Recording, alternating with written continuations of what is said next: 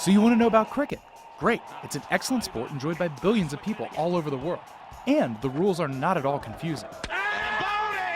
Just kidding, they're pretty confusing. Does Morton get back down this end before Chanderpaul can turn and get back? If he beats him back, Chanderpaul is out. Who's touched the bat first? Have no fear though. We're in this together and we'll have you knowledgeably sipping tea and spectating at Lord's in no time. Okay, so first of all, let's get one thing out of the way. Despite the shared batting of pitch balls and affinity for standing around in fields of grass, the sport has very little in common with baseball. Sorry to disappoint, Americans. Still though, we'll use America's pastime as the starting reference point for convenience sake. Because, well, it's awesome, and the two do have some things in common. In baseball, the game is played within the confines of boundaries that determine whether a hit ball is fair or foul. But those don't exist in cricket. Instead, the entirety of the field is in play. A cricket field is made up of a large grass oval with a 66-foot-long playing area, or pitch, in the middle. Applied to baseball, this setup would have made Carlton Fisk's home run a lot less memorable. No dramatic waving declaring the ball fair at all. Set up on both ends of the pitch, the part in the middle, are what are known as wickets. Wickets are made up of 3 wooden poles, called stumps, which are hammered into the ground and connected on top by 2 horizontal wooden pieces, called bails. Among other things, the wickets are the bowlers, think pitchers, target, but we'll talk more about wickets later. Cricket teams are made up of 11 players. All 11 play the field and all 11 bat, most of the time. While cricket has innings, technically, they're very different from the sets of 9 innings that most Americans are used to watching. In most types of cricket matches, the type you're most likely to catch on TV at least, the teams bat only once. That's it, 2 innings, 1 time through the batting order each, for all the marbles. But there's a catch, pun intended. 2 batters are essentially up at any given time. And each batter, or batsman in cricketese, continues to hit until they're out. How do batsmen get out? Good question. There are a few different ways. First, if the bowler, again, the pitcher, is able to knock down either a stump or bail on a bowled ball. That is very good. But not there. The batter's strike zone is anywhere within their reach. If the ball is pitched beyond the batter's reach or behind the batter, in his natural stance at the wicket, then the pitch is deemed wide. Think like a ball in baseball, and the batting side is given an extra run. This ensures the fielding team bowls towards the batter and is not just chucking the ball in his general direction in order to get through the set number of overs.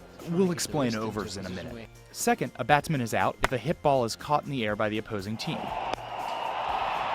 Should be out. The third way a hitting batsman can get out is where that second batsman comes into play, and where cricket gets exciting. While one batter, the striking batsman, is being bowled to, the other batter, the non-striking batsman, stands by the wicket on the opposite side of the pitch. Each time the ball is put into play, or hit, both batsmen run to the opposite side of the pitch as many times as possible. Each time they both do so successfully, it's a run.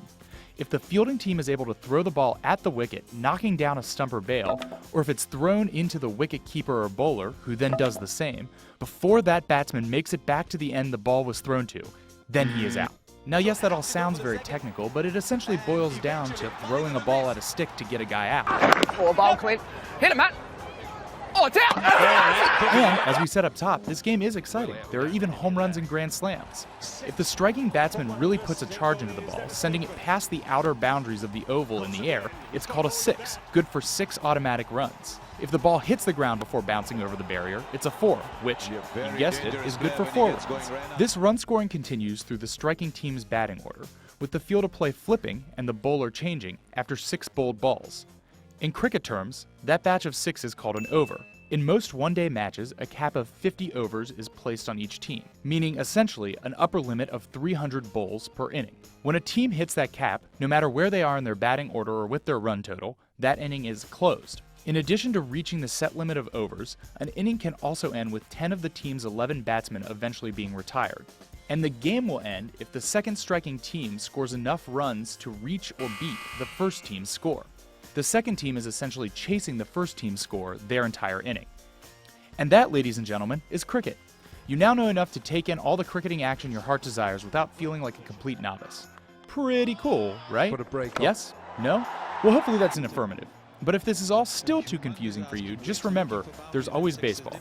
A simple game that hinges on a human umpire's arbitrary, often inexplicable calls. The throw, and they got him. No! He called him An archaic set of unspoken rules and And he's traditions. got too much pine tar, And somehow, even more nuance and room for interpretation than its distant British cousin.